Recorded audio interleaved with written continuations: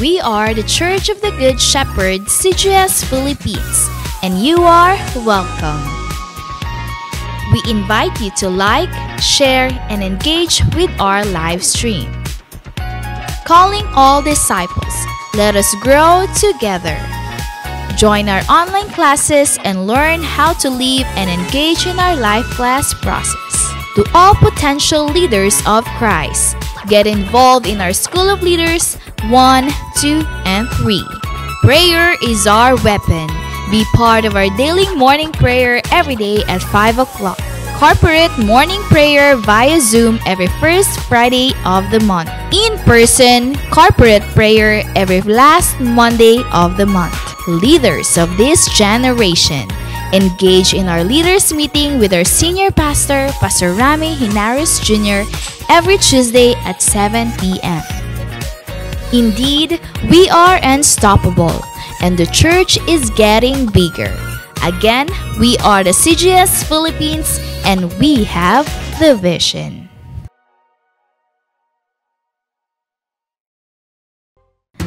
The Church of the Good Shepherd, CGS Philippines, is a vision-driven church committed to manifest and apply the G12 core values. I am a true disciple, Christ-likeness and multiplying ministry. Caught by the vision. Understand, live, and transmit the vision. Committed to sell life. Evangelism, leadership development, and multiplication. Passionate spiritually. Devotional life, prayer and fasting, and holiness. Submission to authority. Love, honor, and respect my leaders. Commitment to time. Manage and invest my time for the kingdom. Lifelong relationship. Accountability and responsibility. I love equipping and training. Training is my happy hour. I am a leader of 12 disciples. I am born to multiply. Accomplishing church goal setting. I support, help, and fulfill the goals. I want to see my church grow. Pray, work, and invest. The importance of young people. I will prepare the next generation.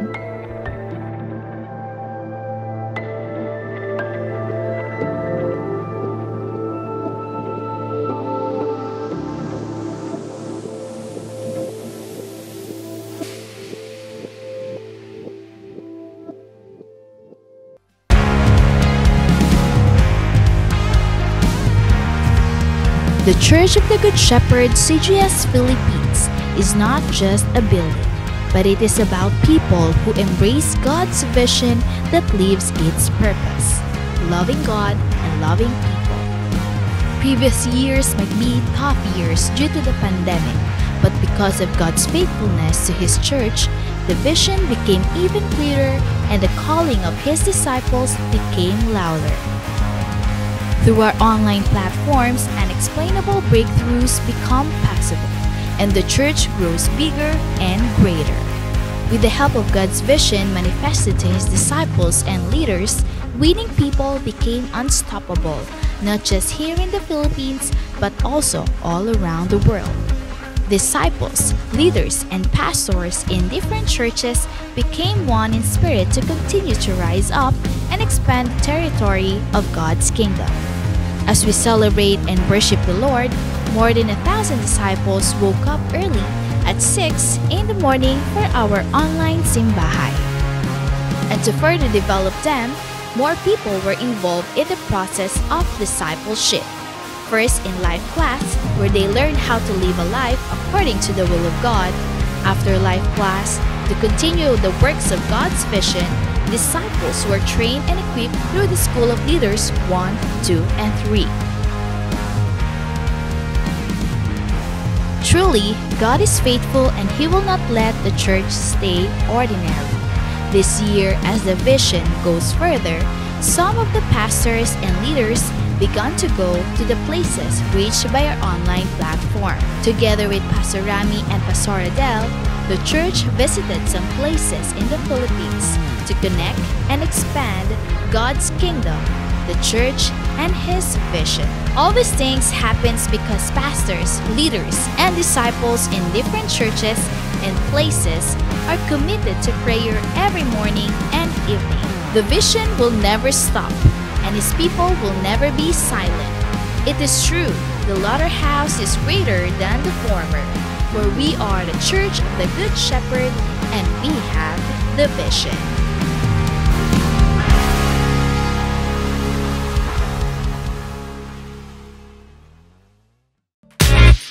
We are the Church of the Good Shepherd, CGS Philippines, and you are welcome. We invite you to like, share, and engage with our live stream. Calling all disciples, let us grow together. Join our online classes and learn how to live and engage in our life class process. To all potential leaders of Christ, get involved in our School of Leaders 1, 2, and 3. Prayer is our weapon. Be part of our daily morning prayer every day at 5 o'clock. Corporate morning prayer via Zoom every first Friday of the month. In-person corporate prayer every last Monday of the month. Leaders of this generation, engage in our leaders meeting with our senior pastor, Pastor Rami Hinares Jr., every Tuesday at 7 p.m. Indeed, we are unstoppable, and the church is getting bigger. Again, we are the CGS Philippines, and we have the vision.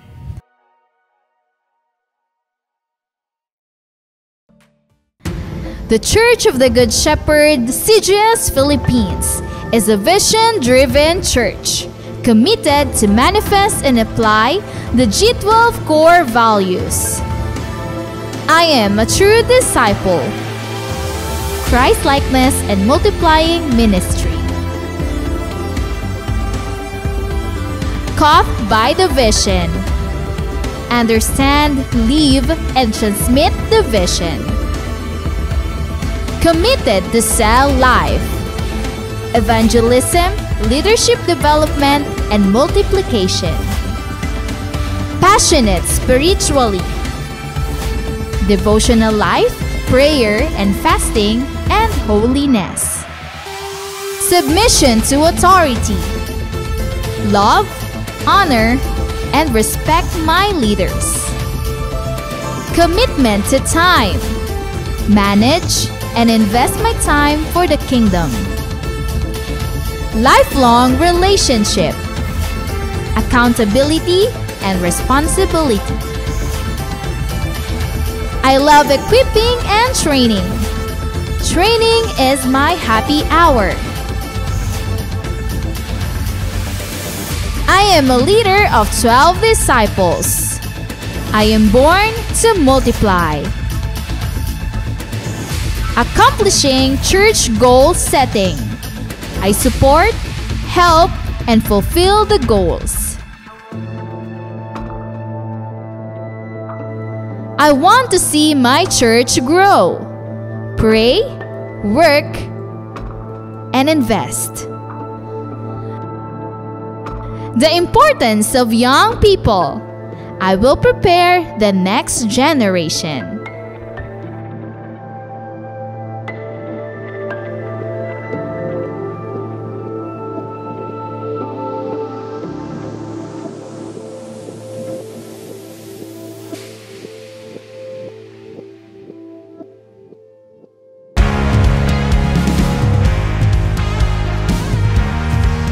The Church of the Good Shepherd, CGS Philippines, is not just a building, but it is about people who embrace God's vision that lives its purpose.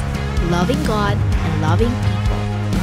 Previous years might be tough years due to the pandemic, but because of God's faithfulness to His church, the vision became even clearer and the calling of His disciples became louder. Through our online platforms, unexplainable breakthroughs become possible, and the church grows bigger and greater.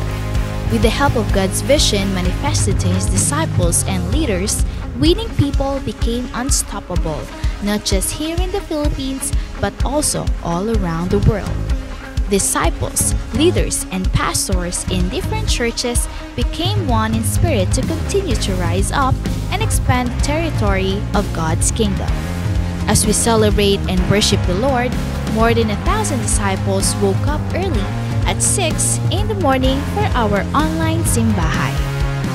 And to further develop them, more people were involved in the process of discipleship. First in life class, where they learned how to live a life according to the will of God. After life class, to continue the works of God's vision, disciples were trained and equipped through the School of Leaders 1, 2, and 3. Truly, God is faithful and He will not let the church stay ordinary. This year, as the vision goes further, some of the pastors and leaders began to go to the places reached by our online platform. Together with Pastor Rami and Pastor Adele, the church visited some places in the Philippines to connect and expand God's kingdom, the church, and His vision. All these things happens because pastors, leaders, and disciples in different churches and places are committed to prayer every morning and evening. The vision will never stop, and His people will never be silent. It is true, the latter house is greater than the former, for we are the church of the Good Shepherd, and we have the vision.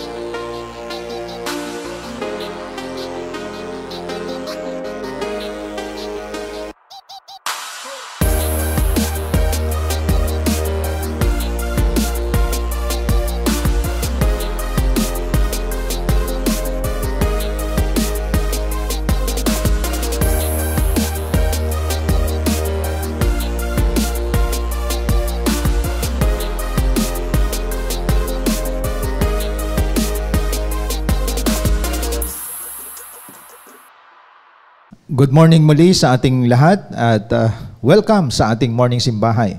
Welcome sa lahat nating mga pastors, mga leaders, mga primary natin at lahat ng mga cell group members natin. Lahat ng kasama natin, mga nanay at tatay, kasama kanilang mga anak, ay wini-welcome natin Luzon, Visayas at Mindanao. Ganon din po lahat nating mga kapatid, mga leaders natin, mga invites natin na nasa abroad ay atin pong wini-welcome. So we really praise God because we believe, even though we are in online platform, we believe God is infinite, naabot po niya ang bawat isa sa atin at ino-honor niya ang ganitong pagsamba, even though we are in different places, because God is unlimited God at kung saan pinag-usapan ang kanyang pangalan, nandun siya sa ating kalagitnaan. Kaya sa oras na ito mga kapatid, simulan po natin ang lahat sa ating panalangin. Dakilang Diyos na makapangyarihan sa lahat, nagpapasalamat kami sa panibagong buhay na binigay mo sa amin at dalangin namin, Panginoon, patuloy ka pong magbigay sa amin ng kapahayagan. Ikaw ang makita, ang pangalan mo ang maitanyag at maging bukas ang aming mga puso at isipan sa iyong mga salita. Kaya sa iyo po namin pinagkatiwala ang lahat. Your name be exalted sa araw na ito, sa aming sama-samang pagsamba sa iyo. Sa iyo po ang kapurihan. In Jesus' name I pray. Amen and amen. Damin po natin ang mga awiting ito, dadalhin sa atin ng CGS Philippines Worship Team.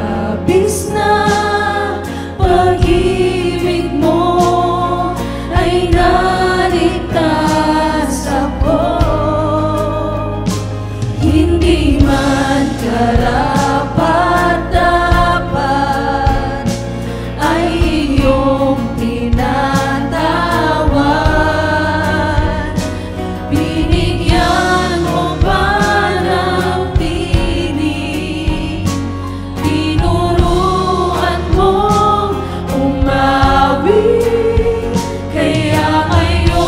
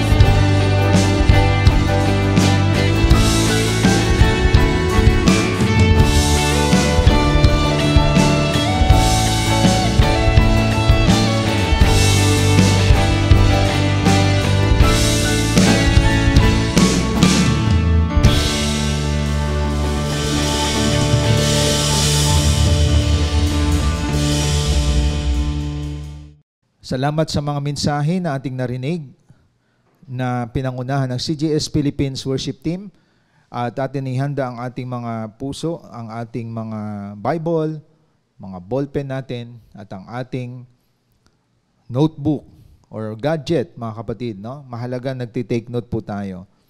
Ang ating bibigyan ng pansin is in Matthew 22:37 to 38. Matthew 22:37 to 38. And he said to him, "You shall love the Lord your God with all your heart, with all your soul, and with all your mind. This is the great and foremost commandment. The second is like it, you shall love your neighbor as yourself." So, napaka-common ng verse na ito, naririnig natin palagi, no? Mahalin natin ang Diyos ng buong puso, buong lakas, buong pag-iisip, ng buong kaluluwa, at mahalin natin ang ating kapwa gaya ng pagmamahal natin sa ating mga sarili. You know, this is the excellent verse kapag ang ating pag-usapan is about purpose. Pag sinabi purpose, layunin. Ang pinakalayunin o pinaka-purpose ng buhay natin ay dito po matatagpuan. Una, mahalin natin ang Diyos ng buong puso, lakas, kaluluwa, pag-iisip. Ibig sabihin, wala ka ng ibang mamahalin kundi siya lamang ang pinakauna. At mahalin natin ang ating kapwa gaya ng pagmamahal natin sa ating mga sarili. Kaya ang ating paksa sa umagang ito, life with purpose. Ang buhay na may layunin. Pwedeng nabubuhay tayo sa mundong ito, pero wala tayong purpose. Kaya dapat lahat nating ginagawa may purpose. May layunin siya. So may tatlo po tayong mahalagang pag-usapan sa umagang ito upang makonect natin yung purpose. Kasi pag walang purpose, ang buhay po natin ay magiging misdirected. Ang buhay natin ay walang patutunguhan at nagsasayang lang na tayo sa mundong ito, mga kapatid, ng ating buhay kung ang buhay natin ay walang purpose. So ang ating paksa, life with purpose. Number 1, ang life with purpose involves your own family. So ang buhay na may purpose, kasama dapat sa pamilya ito. Kasi maraming pamilya ngayon, kung mapapansin natin, pag sinabi salitang pamilya, sinasabi natin, hindi siya gaano kahalaga, pero pinakamahalagang institusyon ay ang ating pamilya. Kasi kung ano problema ng pamilya, madadamay ang community at ganoon din ang ating bansa. Now, alamin natin, ano ba ang pamilya na walang purpose? Ang pamilya na walang purpose, mapapansin natin, puno siya ng bisyo, puno siya ng mga tinatawag nating verbal and physical abuse. Mga anak o kaya ang asawa sinasaktan ng magulang. At minsan mga anak sinasaktan din ang kanilang mga parents. At mapapansin natin, saan ba nanggagaling ang drugs, ang nakawan, ang sexual abuse, ang mga pagbubuli, saan po ang nanggaling yan? Yun ay nanggaling sa loob ng ating pamilya. Kaya mapapansin po natin, ang pamilya na walang purpose ay magulo. Dahil kapag walang purpose na loving God and loving people, nangingibabaw dyan mga kapatid, ang mga practices na ungodly. Diyan nanggagaling ang pandaraya, nanggagaling ang mga disrespect, walang paggalang sa isa't isa, parents ay hindi ginagalang, at diyan nanggagaling ang mga bisyo, alak, sigarilyo, sugal, mga kapatid. At ang masakla pa, kapag sa loob ng pamilya may mga nagiging drug addict. So bakit nangyayari yung pamilya na ganon? Kasi ang pamilya ay walang purpose. That is why ibalik natin ang pamilya natin sa purpose na sinasabi ng Bible, na dapat sa mga nagbabalak magsimula ng pamilya, start your family with a purpose. na ang tatay at ang nanay higit na minamahal ang Diyos. Ibig sabihin, loving God, isa yan sa pinaka number one priority ng pamilya. Alam nyo, ang problema ngayon sa ating pamilya, no? Kaya naging magulo ang ating pamilya, hindi nakasentro ang Diyos sa loob ng pamilya. Kaya pansinin po natin, sabi nga ni Joshua sa 24:15, Joshua 24:15, no? This is a family with purpose. As for me and my house, we will serve the Lord. So tingnan po natin, ang isang pamilya na may purpose, si tatay, si nanay, kasama yung mga anak na na-disciple, yan ang ideal family. Nagbibigay sila ng galang sa Diyos. Together, sinasamba nila ang Panginoon. Together, they serve God. Ang magandang tingnan, ang tatay ay leader. Ang nanay ay leader. Ang anak ay leader din. Namumuno sila sa mga spiritual things, spiritual ministry.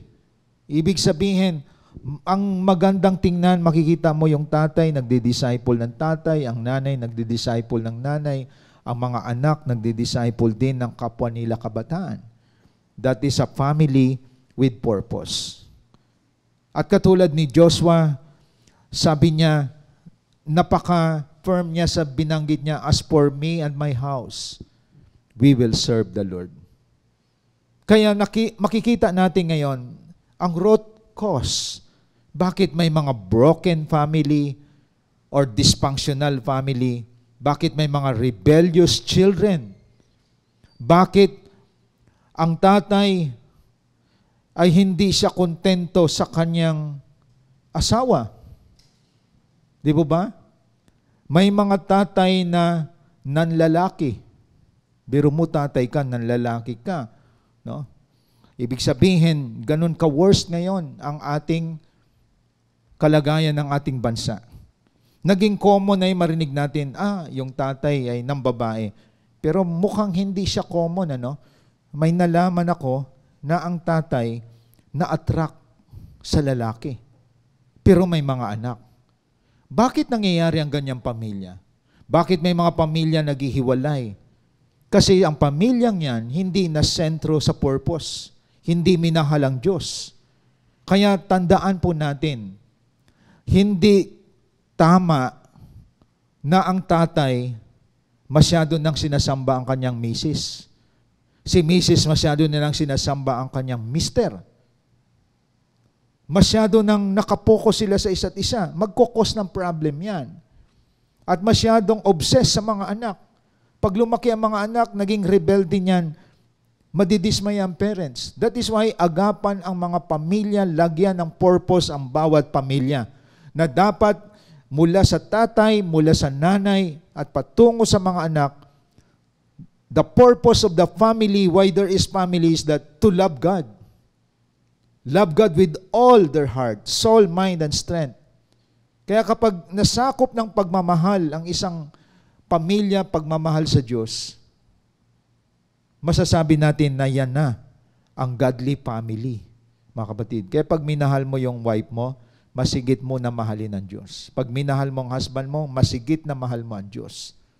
Pag minahal ng mga parents, ang mga anak nila, masigit nilang minahal ang Diyos. Kapag ang anak minahal ang mga magulang, masigit na mahalin ang Diyos. Napakaganda tingnan kapag ganyan ang pamilya. Kaya, mas mahirap ngayon sa time natin, bihira ng pamilya na nagpipray together. Mahirap na makita mo pamilya na they come together in the church.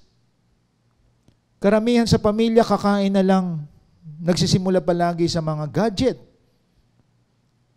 Hindi na nag-uusap, wala ng communication. No? Lahat ay addict na sa gadget.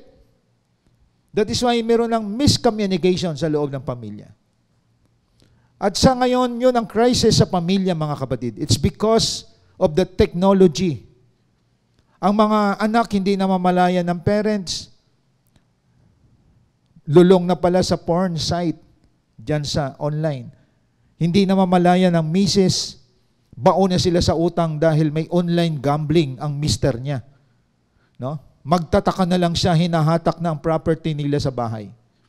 So, naging chaotic ang maraming pamilya ngayon because almost all family ay hindi naka-align sa purpose of God. That is why, tandaan po natin, life with purpose involves your own family. Kailangan ang pamilya ibalik sa Diyos. Dapat ang mga pamilya natin ay may pagmamahal sa Diyos. Dahil kung hindi ninyo gawin ito, sa halip mag-church na sa outing, sa halip na sumama sa cell group, sumama sa mga barkada, inuman, at ang mga anak ay inaalaw kung saan-saang barkada pumupunta. Wala pang trabaho, marunong na uminom, marunong na sa mga vices. Yan ang mga pamilya na any time of the day, patungo na yan sa pagkawasak. It's because the family hindi nabibuild sa purpose. Kaya nakita natin mga kapatid, start your family with purpose. Ibig sabihin, isang pamilya, kinikilala ang may likha sa buhay nila at tinuturuan ang bawat isa, una nating mahalin ang Diyos. Alam nyo, pag minahal natin ng tunay ang Diyos, ng buong puso, kaluluwa at lakas, hindi palagi nag-aaway ang mag-asawa kasi pareho nilang minahal ang Diyos. Hindi ang mga anak matututo sa mga maling barkada sapagkat si tatay at si nanay dinala ang mga anak sa purpose of God. So, very clear and powerful ang verse na ito. You shall love the Lord your God with all your heart, with all your soul, with all your mind. Importante yan mga kapatid.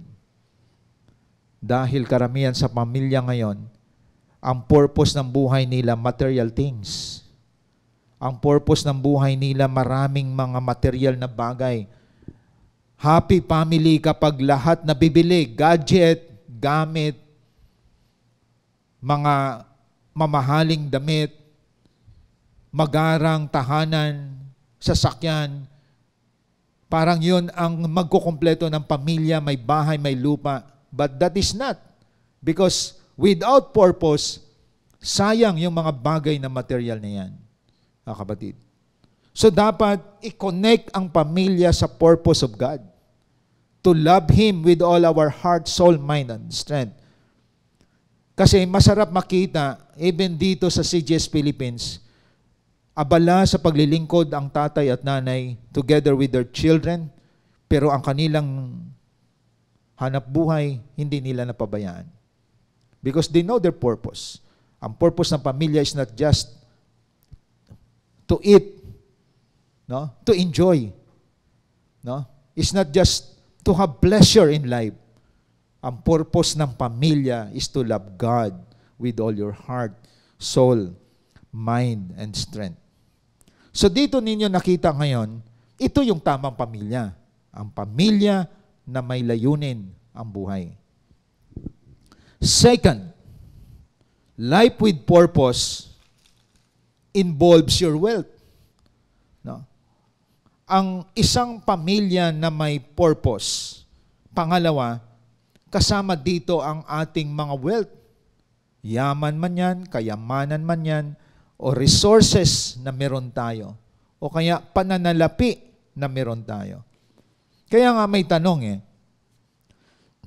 ano ba nagmo-motivate sa iyo? Bakit kumakayod ka? Na minsan hindi ka na makapag-church at minsan kulang na lang layuan mo ng church. Anong nagmo-motivate sa iyo para kumita ng pera?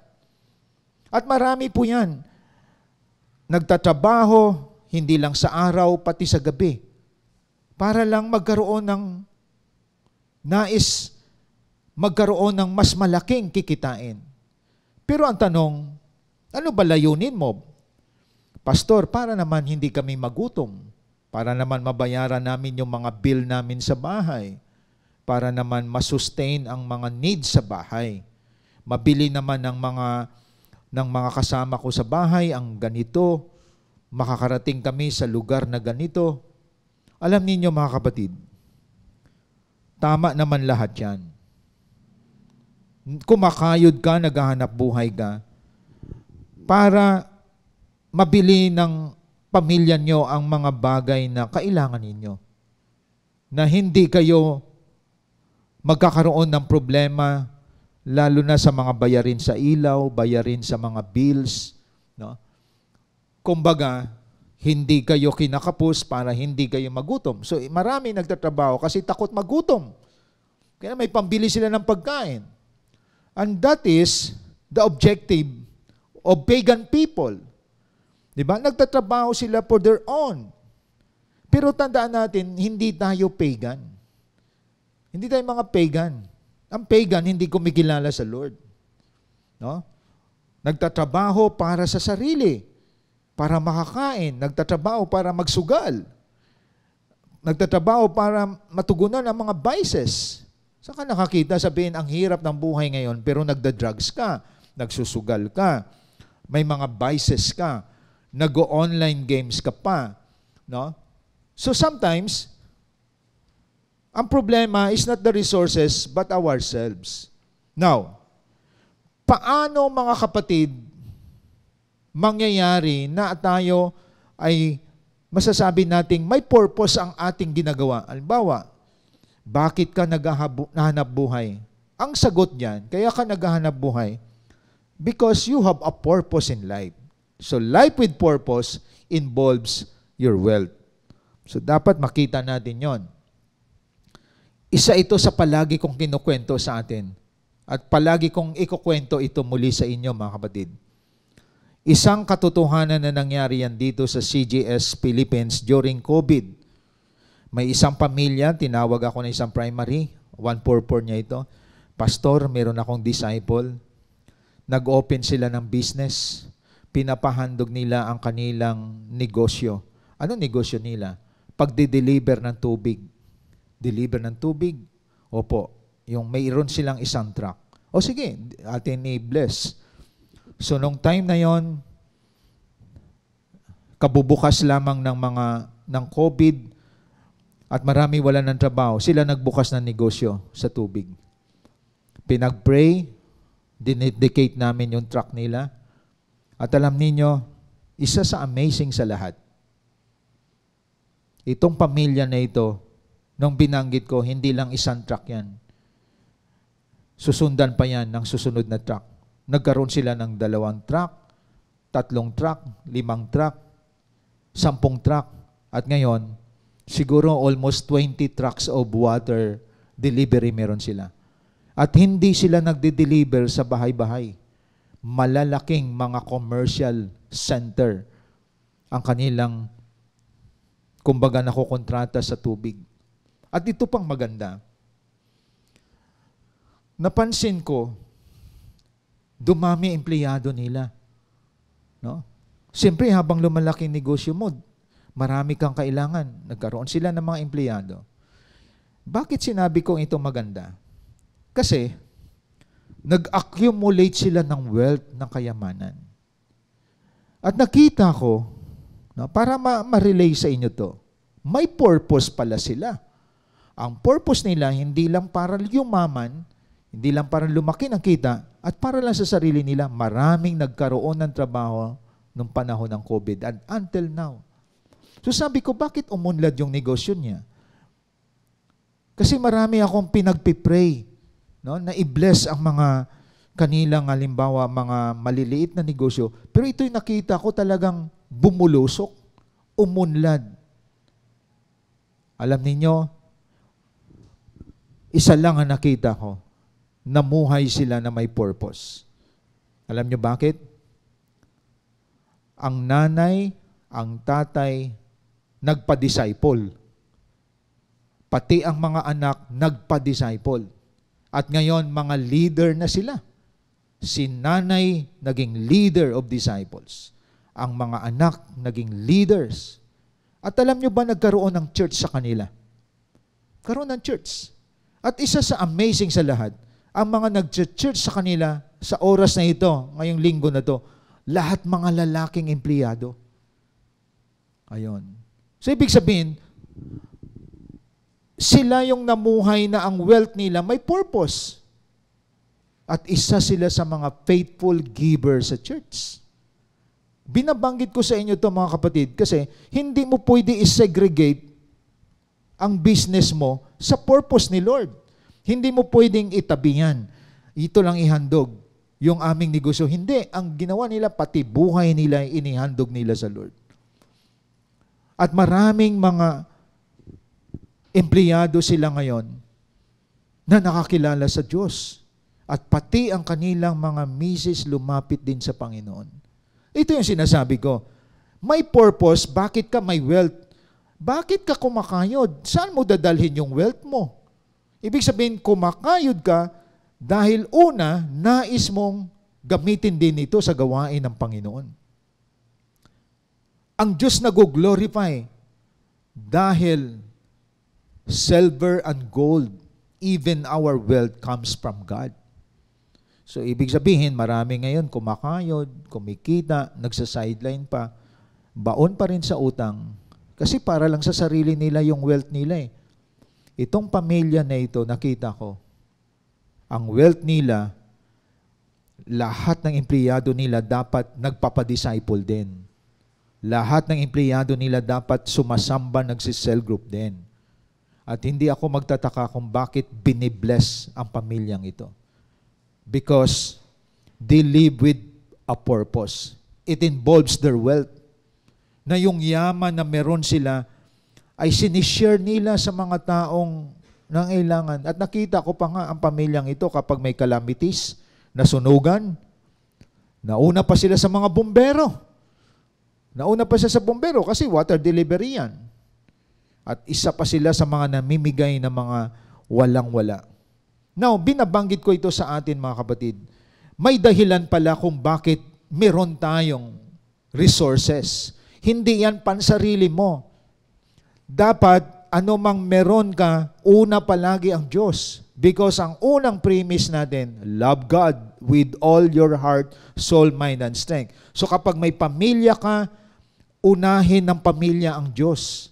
Kapag kumikita ka sa negosyo, umuunlad ka sa negosyo mo, sa trabaho mo, dahil unahin mo palagi ang Diyos. Ibalik ang nararapat sa Panginoon. Alam niyo pati empleyado nila nagtatites din. Mga empleyado nila nagpapadisciple din. Mga empleyado nila ay sumasama din sa pagsamba. At sa ngayon, meron na silang local church. Nakita natin mga kapatid, it involves your wealth. Ibig sabihin, ang wealth, hindi yan pansarili mo lang. Kaya ka mayaman, pinayaman ka ni Lord, kasama yan sa purpose ni Lord, mga kapatid. Para ang Lord mag-glorify, hindi yung ikaw ang mag-glorify sa yaman mo. Ang masaklap ngayon, may naririnig ako minsan, na-observe, nagpapatayan sa kayamanan. Kahit mga pamilya, kahit sa ating government, ang pinaka-number one issue sa government natin, corruption of wealth. Why? Dahil hindi nagagamit sa tama ang kayamanan, ang pananalapi, ang resources.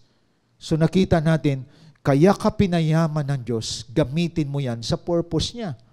At ito, may mga sasakyan sila, itong pamilya na ito, ginagamit nila sa mission. Pag nalaman nila, pwede bang gamitin itong ano niya? Sige po, pastor, pag sa mission yan, open yan. Nakita niyo mga kapatid? Kaya binigyan ka ng sasakyan para may purpose. Ilalagay mo dyan ang inyong mga disciple. Dadalhin ninyo sa conference. Binigyan ka ng magandang bahay para may purpose. Diyan kayo magsisell group. Nakita niyo mga kapatid? Ang bahay hindi lang yan para sa iyo at ipagmalaki mo sa mga kamag-anak mo. Kaya ka may bahay para yan na maging silungan ng mga taong dinidisciple ninyo. So everything that you have, kaya ka may gadget para mag-reach out ka sa mga malalayo. Ang gadget hindi pang online games. Ang gadget hindi pang online gambling. Ang gadget ginagamit to reach out more souls.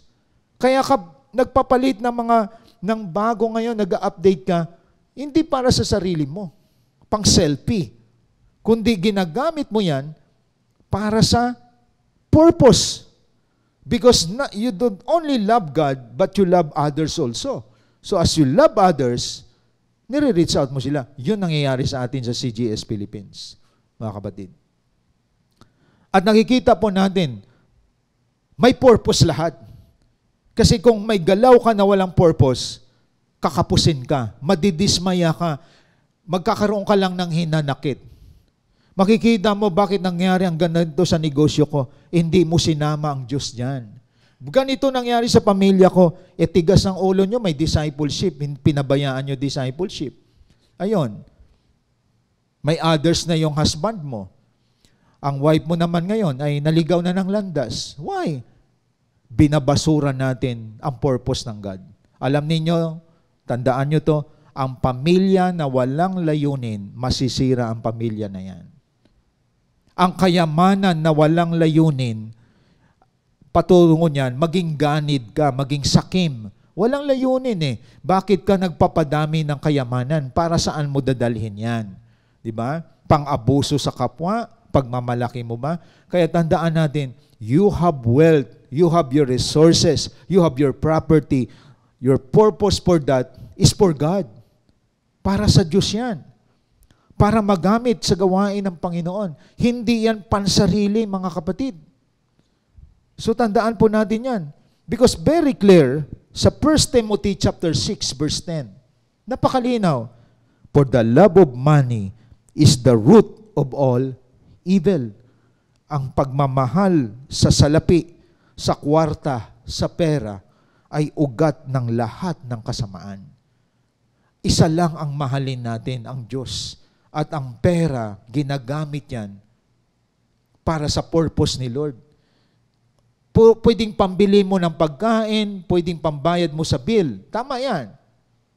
Pero ang pera na may purpose, binabahagi mo rin sa gawain ng Panginoon. Iniiwasan mong maging sakim at maging ganid. Alam niyo, marami ngayon greedy. No? Naging greedy na. Akala nila yun ang kanilang security. Akala nila yun ang kanilang power. If they have wealth.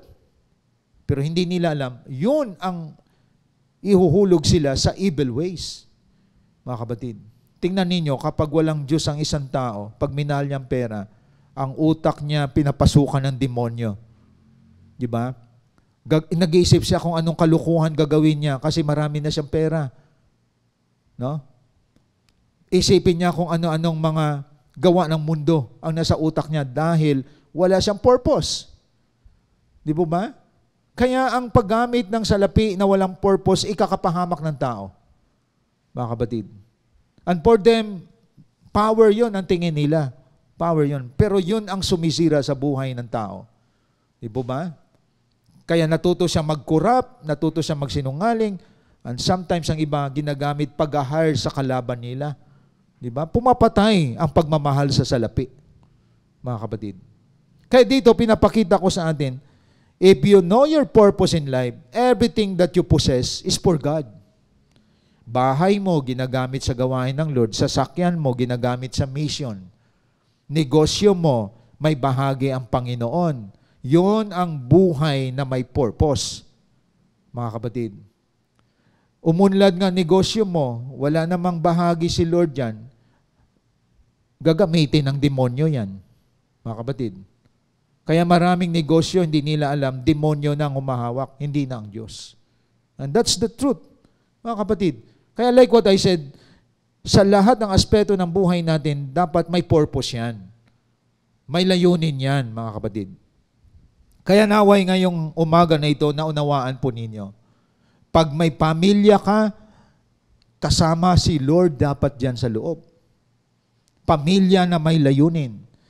Kapag ikaw ay pinayaman ng Diyos, ipinaunlad niyang negosyo mo, umunlad ang trabaho mo, ang dahilan niyan, hindi yan sa sarili mo.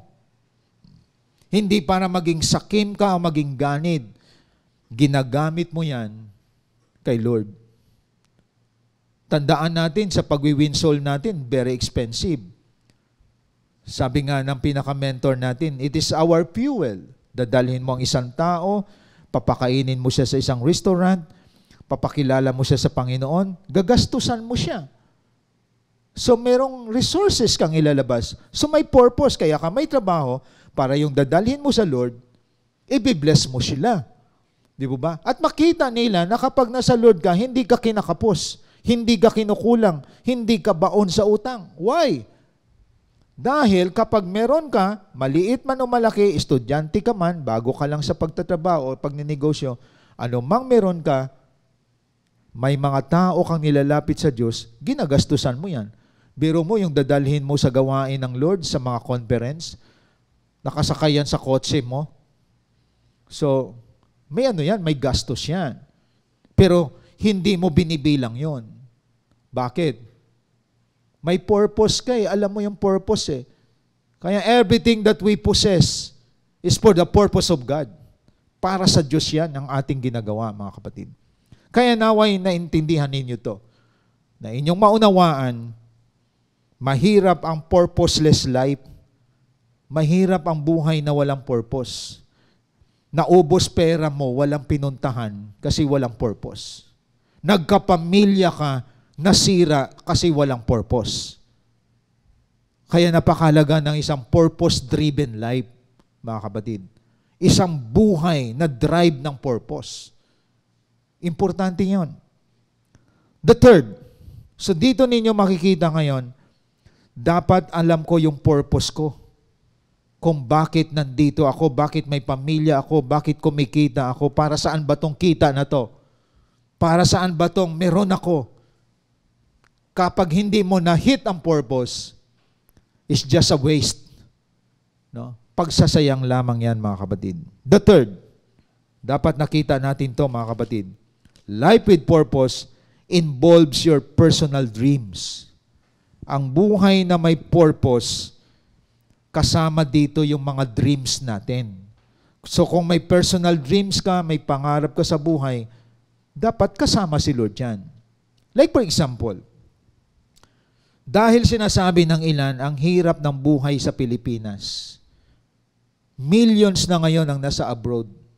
Kasi may mga nasa isip ng mga nagmamahal sa pamilya, gusto ko makaahon ang pamilya ko sa hirap. Kaya nag-abroad ang iba, kaya mention any nation or country, may Pilipino dyan. Ano mang bansa sa buong mundo, may Pilipino dyan. At kapag in-interview mo yan, bakit kayo nag-abroad? Gusto ko makaahon ang aking pamilya sa kahirapan. So kahit na minsan bini-verbal abuse sila, sinasaktan ng amo nila, kumakayod sila. Sila yung mga silent heroes natin. Yun ang dreams nila, mga kapatid. Pero alam ninyo, nakita ko ngayon, tinatawag natin silang overseas Filipino workers. No? Overseas Filipino workers. Pero nung nakilala nila ang Panginoon, ito nakita ko, sila yung mga overseas Filipino missionary. Alam nyo ba, mga kapatid, dito sa CGS Philippines, maraming naabot na mga Filipino workers, binago buhay nila. At nakita nila ang purpose ng buhay nila. Hindi lang sila pala dapat naghahanap buhay, kundi dapat nagbabago din sila ng buhay. At alam ninyo, kaya may extended churches po tayo dito sa Pilipinas. Na-impluensyahan nila ang mga kamag-anak nila. Inabot nila ng gospel. Hindi lang nila pinapadala ang pera, nagpapadala pa sila ng salita ng Diyos. At nabago ang kanilang mga pamilya. Ang tawag nun, mga kapatid, involves your personal dreams. Ibig sabihin, nangarap silang maiahahon sa hirap ang kanilang pamilya. Yun pala, temporary yun. Ngayon nangangarap silang maligtas sa impyerno, mula sa impyerno ang kanilang pamilya. Hindi lang mabigyan nila ng pangangailangan pinansyal, kundi mabigyan nila ng katiyakan ng kaligtasan. So ibig sabihin, mas lumalim ang kanilang pangarap. It involves eternity, mga kapatid. At alam nyo ba kayo tayo nagkakaroon ng mga churches in different places sa mga provinces? It's because of Filipino workers. Sabi ko nga sa kanila, ang tawag ko na sa inyo ngayon, mga Filipino missionaries, na hindi lang sila kumakayod para matugunan ang pangailangan ng kapwa nila, kamag-anak, kundi kumakayod din sila at ipakilala si Kristo sa buhay ng mga pamilya nila. So double purpose. Nakakapagpadala sila ng financial needs, pero in-encourage nila na magtiwala sa Diyos. At itong mga kamag-anak na ito, tinuturuan din sa Diyos magtiwala at hindi sa material things. So nakita ninyo mga kapatid, so maraming nangangarap, gusto ko mag-abroad para makaahon sa buhay. Gusto ko makarating sa bansang ganito. So pero kapag nakita mo yung purpose, kahit na sa ibang bansa ka, bumabalik ka palagi sa Diyos. Ayan. Kaya it's a blessing to all of us mga kapatid. Ang CJS Philippines ay ginamit ito ng Panginoon upang mangyari ang nais, ang layunin ng Panginoon. Kaya any one of you na may mga personal dreams, it's just a dream without a purpose. It's nothing. Walang kwenta po yan. Ang iba nangangarap, gusto ko makarating sa iba't ibang sulok ng mundo, makatravel sa iba't ibang bansa. Pero tandaan po natin, kapag walang layunin yan, naglulustay ka lang ng pera. Maraming gumagawa niyan, wala na silang magawa sa kanilang resources, pero natapos ang lahat, there is emptiness in their life. If you want to experience completeness in life, even though malayo ka sa mga magulang mo, malayo ka sa mga mahal mo sa buhay, nung natuklasan mo, na-reach out ka sa sobrang kalungkutan, na-depress ka sa sobrang depression, tinanggap mo ang salita ng Diyos, kahit sa ibang bansa ka, naliwanagan ka. Kaya ka pala nandyan to influence your relatives. Not just to send money, but to send the gospel. Saan ka nakakita na sa ibang bansa ka, na bago pamilya mo dito sa Pilipinas? Iba ang galaw ng Panginoon. Nakita niyo mga kapatid? So, because yung personal dreams natin, sinamahan mo ngayon yan ng purpose. Ng purpose ng God. Na natuto ang pamilya natin to love God with all their heart, soul, mind, and strength. Mahalin ang Diyos ng buong puso, kaluluwa, at lakas. At mahalin ang kapwa gaya ng pagmamahal natin sa ating sarili. That is why we win souls. Dahil ang nagtutulak sa atin, pag-ibig. Pag-ibig, mga kapatid, ang nagtutulak sa atin. Kaya naway nakita ninyo ngayon, yan ang beauty ng buhay na may purpose.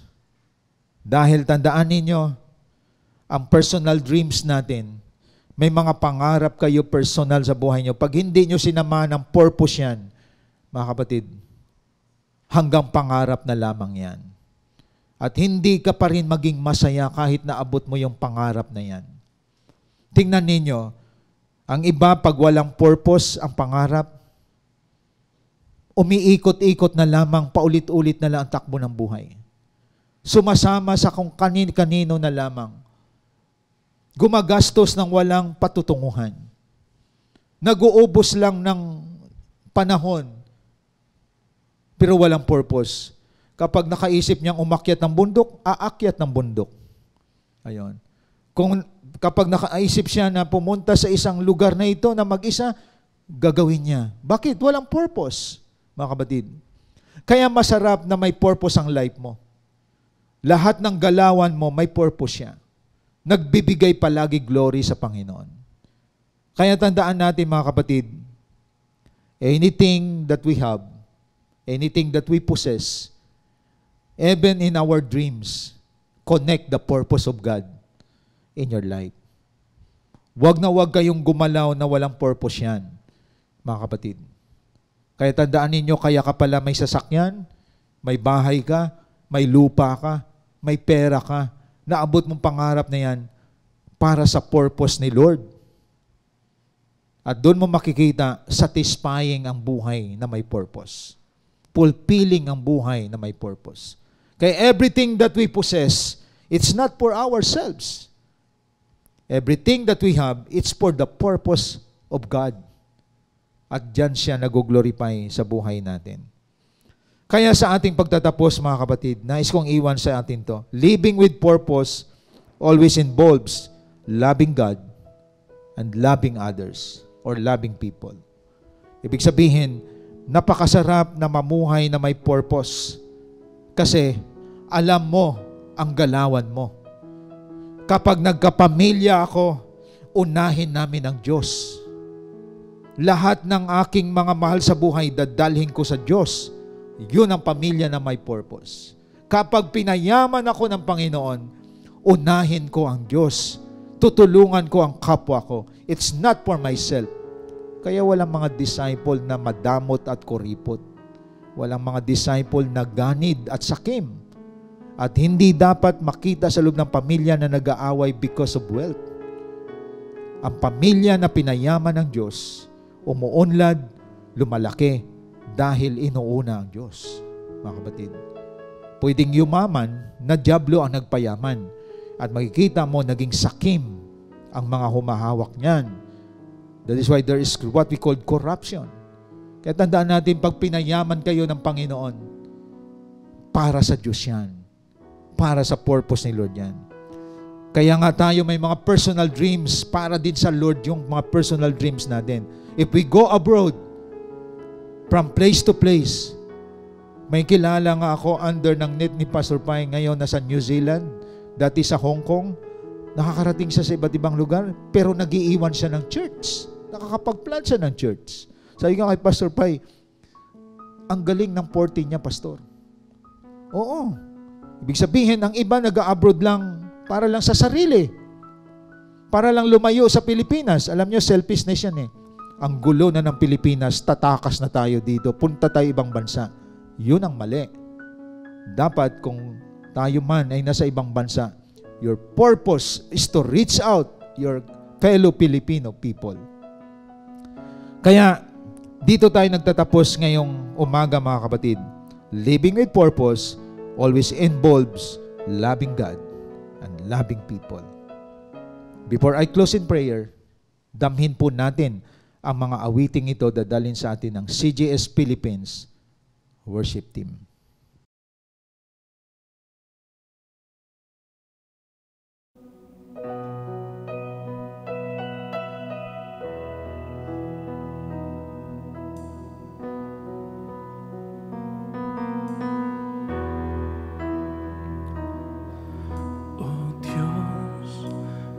Kabutihan mo, ako'y naririto upang magpuri sa iyo.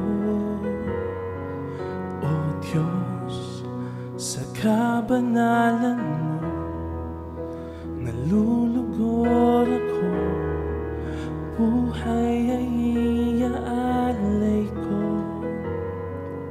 O Diyos, sa kabutihan mo, ako'y naririto upang magpuri sa iyo. O Diyos, sa kabanalan mo, nalulugod ako, buhay ay iaalay ko. Ikaw lamang ang nagtiwala sa akin. O Diyos, di kita bibiguin. Magtatapat sa iyo, maglilingkod ako. O Diyos, kay buti mo.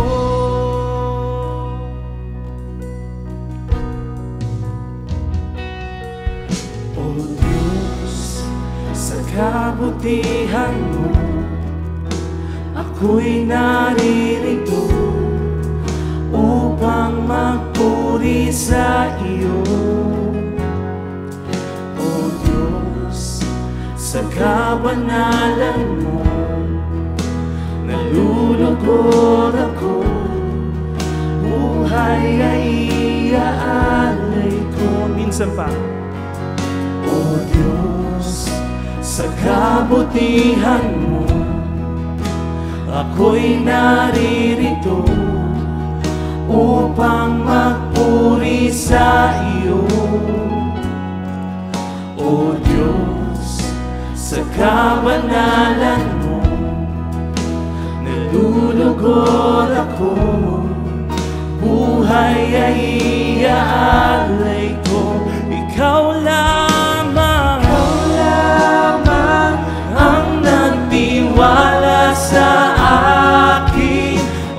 Diyos, di kita bibiguin. Magtatapat sa'yo, maglilingkod ako. O Diyos, kay buti mo. Oh, ikaw lamang ang nagtiwala sa akin. O Diyos, di kita bibiguin. Magtatapat sa'yo, maglilingkod ako. O Diyos, kay buti mo.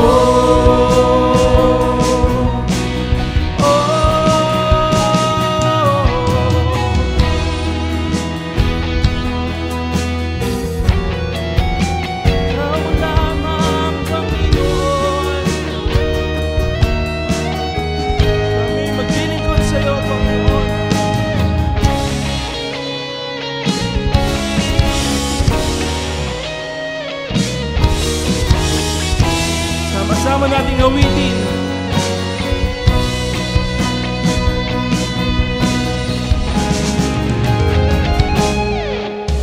Ikaw lamang ang nagtiwala sa akin. O Diyos, di kita bibiguin. Magtatapat sa'yo, maglilingkod ako. O Diyos, kay buti mo. Oh, ikaw lamang ang nagtiwala sa akin. O Diyos, di kita bibiguin. Magtatapat sa'yo, maglilingkod ako. O Diyos, kay buti mo. Ikaw lamang ang nagtiwala sa akin. O Diyos, di kita bibiguin. Magtatapat sa'yo, maglilingkod ako. O Diyos, kay buti mo.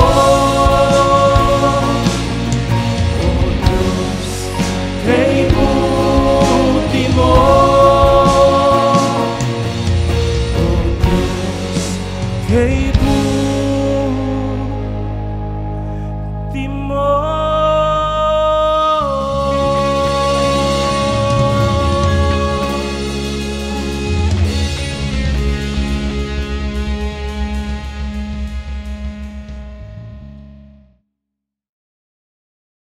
Praise God sa ating natapos na anniversary, mga kapatid. And kinukongratulate ko at pinasalamatan ang lahat ng mga nag-involve, lahat ng pumunta, lahat ng sumama, lahat ng sumuporta financially sa ating anniversary, lahat ng mga leaders. Thank you so much sa success ng ating anniversary.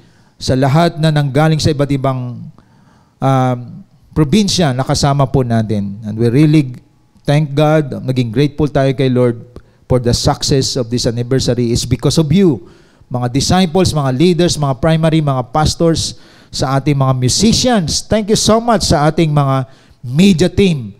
Mga kapatid, ang Lord ay nag-glorify, siya ay naitaas dahil ang CGS Philippines may purpose ito.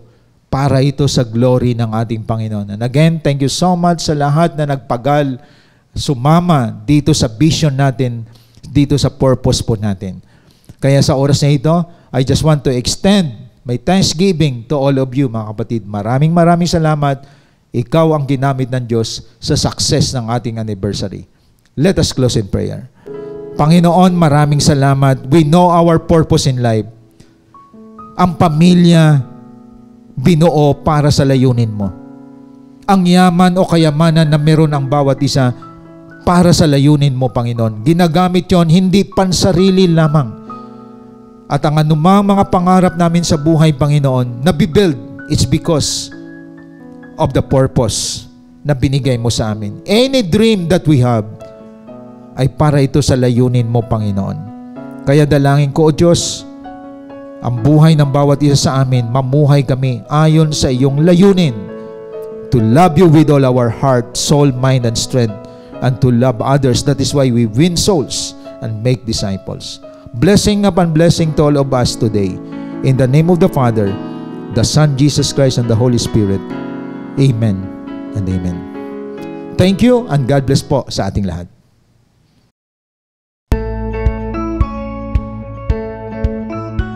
Hope you've been blessed by the message of God today as we continue to extend our calling in loving God and loving people, even in online, and keep you more updated to our journey in God's vision. Connect to us wherever you are. Like our Facebook page, follow us on our Instagram account,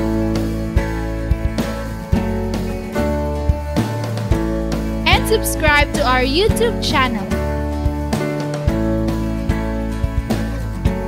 Be a blessing and always be updated. Are you blessed? Now it's time for you to become a blessing online by sending stars to support our local church and take part in our LOT project. And be a cheerful giver through sending your tithes and offering to our GCash account.